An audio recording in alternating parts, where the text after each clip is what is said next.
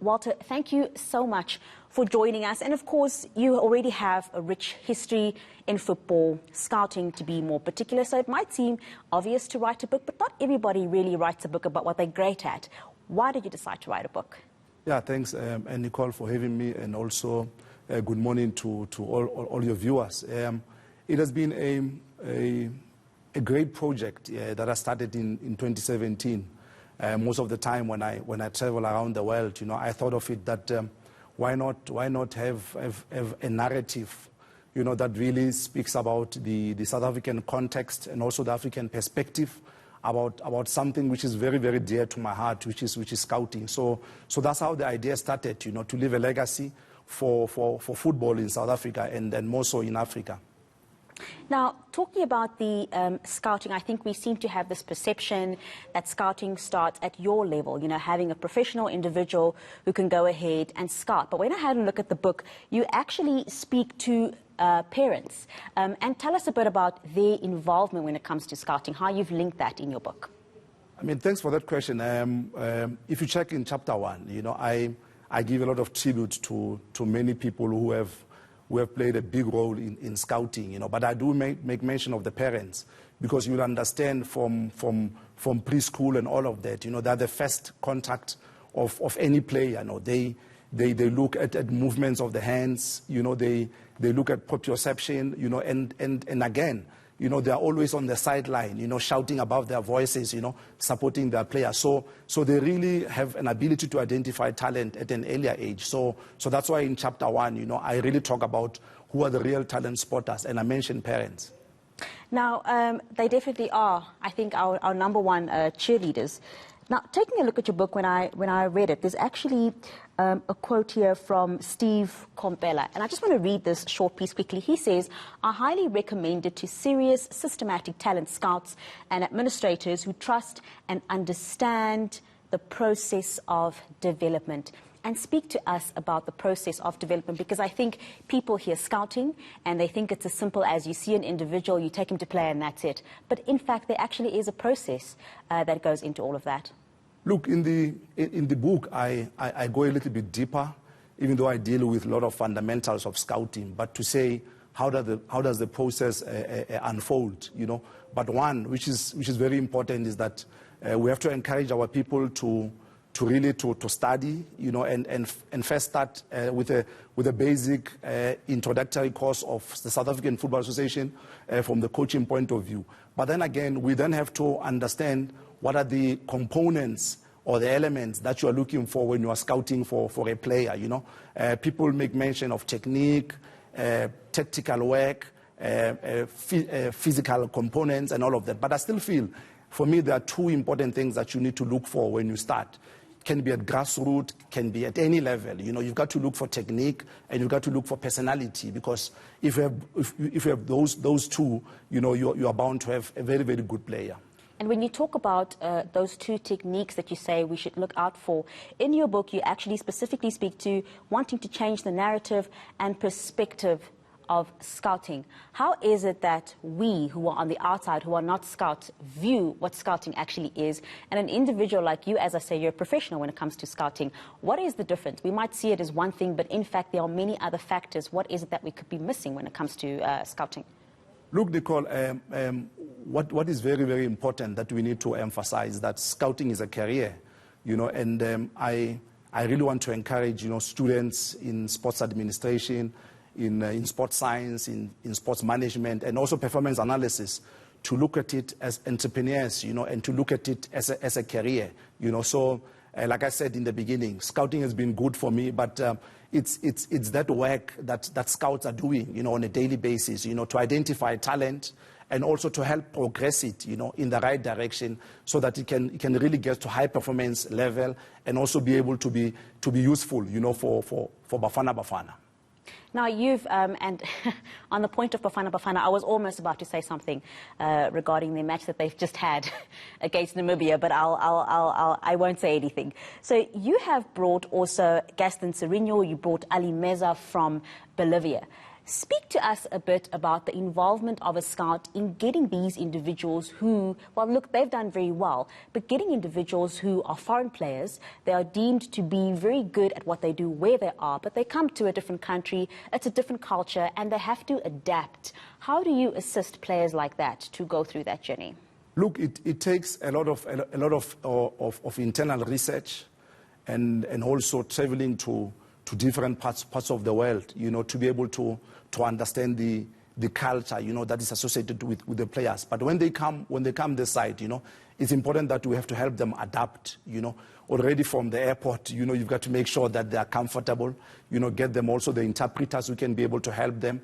Also give them accommodation that is much more closer to the club, and also get them a driver, So the team or the scout, has a lot of work that he has to do around the player to make sure that he adapts, to a very hostile environment, depending which team you are playing for. If you're playing for the top 3 teams in South Africa, the demands and the expectation from the supporter is quite different. So you really need to support the player in many ways.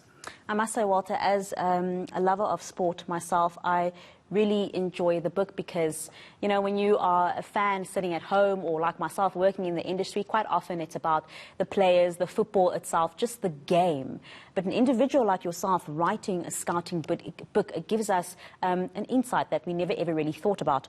And on that point of the book, so you've got the notebook also that goes with it. So we've got the Football Scouting Bible, and I want you to speak to us about the name. I absolutely love that you've called it the Football Scouting Bible, because I think the Bible itself, people look as a blueprint. So I love that you've named your book that also. But together with the book, we do have the notebook as well, and I actually want to just show our viewers at home.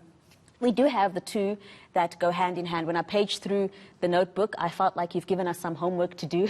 But it's very similar to actually sitting with an actual Bible. People sit there with highlighters and they underline things.